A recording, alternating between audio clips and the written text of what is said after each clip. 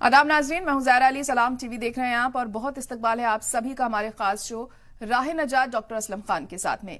जिस्मानी और रूहानी सेहत के इलाज के लिए आज राह नजात में हम बात करेंगे आलमी शोहरत याफ्ता डॉक्टर असलम खान से ट्यूबरक्लोसिस से यानी टीबी से जुड़ी परेशानियों पर। आगे बढ़े इससे कबल आपको बता दें कि doctor Aslam Khan national medical college Saharanpur के प्रिंसिपल हैं, जो कई साल से अपनी खिदमत से बहुत से लोगों को फायदा पहुंचा रहे हैं, जिसमें डॉक्टर असलम खान ने कई अवार्ड्स को अपनी मेहनत और काबिलियत से हासिल किया है। मुल्क ही नहीं बल्कि लंदन, मलेशिया, इजिप्ट जैसे कई ममालिक में भी इनकी खिदमात को सराहा गया है। मैक्सिको की यूनिवर्सिटी से इन्हें डॉक्टरेट की डिग्री से नवाजा गया है। इसके अलावा इंटरनेशनल ह्यूमन राइट्स ऑर्गेनाइजेशन ने इन्हें इंटरनेशनल कोरोना वॉरियर अवार्ड से भी नवाजा है। आपके जहन में ट्यूबरकुलोसिस यानी कि टीबी से जुड़ी कोई परेशानी है, कोई सवाल है, तो आप सीधे डॉक्टर साहब से बात कर सकते हैं। हमारा नंबर आपके टीवी स्क्रीन पर लगातार फ्लैश हो रहा है। तो चलिए शुरुआत करते हैं शो की। डॉक्टर असलम खान साहब, बहुत इस्तकबाल है एक बार फिर से आपका सलाम टीवी में। जी अस्सलाम वालेकुम तमाम नाज़रीन को। जी वालेकुम सलाम। और सबसे पहले आपसे ये जानना चाहेंगे कि ट्यूबरकुलोसिस यानी टीबी की जो बीमारी है, इसके अलामात क्या हैं, क्या निशानियां हैं, कैसे होती है ये बीमारी? देखिए, टीबी की जो बीमारी है वो हमारी इम्यूनिटी कम होने से होती है।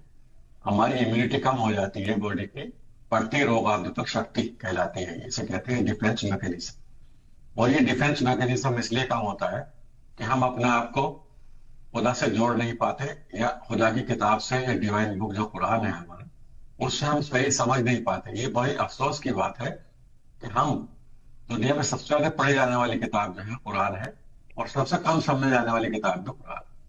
अब मुझसे सवाल किया था लोगों ने कि हमारे हिंदू बहन भाई हमारे जो है इनका क्या जिक्र है कुरान में। तो कुरान में अगर आप गौर देखेंगे तो सनातन धर्म का बहुत अच्छा जिक्र है। मिसाल के तौर पे आप सूरह कमर की 15वीं आयत पढ़ेंगे तो 15वीं आयत में अल्लाह ताला फरमा रहे हैं, जो मनु महाराज है, जो जिन्हें मनु कहते हैं, जो नबी थे, और जो है हमारे यहाँ आपका नूह लिखा गया है, कि उसकी जो कश्ती है उसको हमने एक निशानी बना दिया और जल परले हुआ।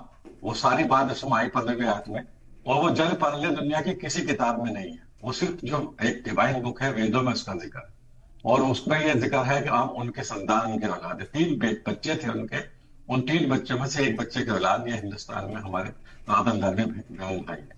तो हम ये सोचते हैं कि हम मतलब कुरान को समझ के पढ़ रहे हैं, और लेकिन समझते नहीं। और ये बात सैकड़ों हजारों साल से मैं देख रहा हूँ कि कुरान को सिर्फ एतकाद के तौर पर पढ़ते हैं, या शादी ब्याह हो तो उसके नीचे से गुजार देते हैं लड़की को कि भैया देखिए ऐसा कुरान। हालांकि उसकी सेंस तो ये थी कि दिमाग में कुरान की बातें हैं, आइडियोलॉजी ऑफ कुरान है या नहीं है, लेकिन उस पर नहीं अमल करते। उससे हमारी बॉडी की जो है इम्यूनिटी कम हो जाती है। तो मैं ये चाहूंगा कि कुरान को समझ के पढ़ें और अपना सबसे मोहब्बत करें, और इसके लिए अपने जहन बनाएं। अल-रिसाला को पढ़ते रहें। अल-रिसाला मंथली रिसाला है, बहुत अच्छा रिसाला है। तो इसमें ट्यूबरकुलोनम माइकोबैक्टीरियम, ट्यूबरकुलोनम जो है एक बैक्टीरिया होता है जो जिनकी बॉडी की इम्यूनिटी कम हो जाती है, उन पर यह हमला करता है।